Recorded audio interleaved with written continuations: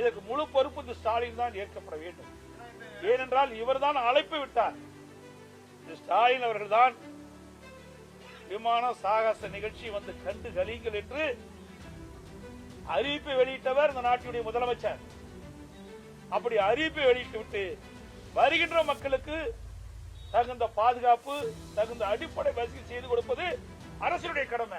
அரசியலாக்க வேணாங்கிறாரு. அப்பெல்லாம் என்னென்னலாம் பேசினாரு சொல்லுங்க பார்க்கலாம். அதாவது இதையெல்லாம் தெரியுமில்ல ஒரு அரசாங்கத்திற்கு.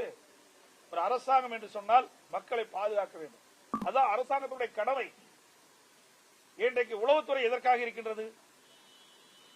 அந்த உளவுத்துறையின் மூலமாக எவ்வளவு பேர் அந்த சாகச நிகழ்ச்சி காண வருவார்கள் என்று தகவலை பெற்று அதற்கு தேவையான ஏற்பாடு செய்வது அரசுடைய கடமை. அதை செய்ய தவறியது அரசு. இதற்கு முழு பொறுப்பு ஸ்டாலின் தான் ஏற்கப்பட வேண்டும். ஏனென்றால் இவர்தான் அழைப்பு விட்டார்.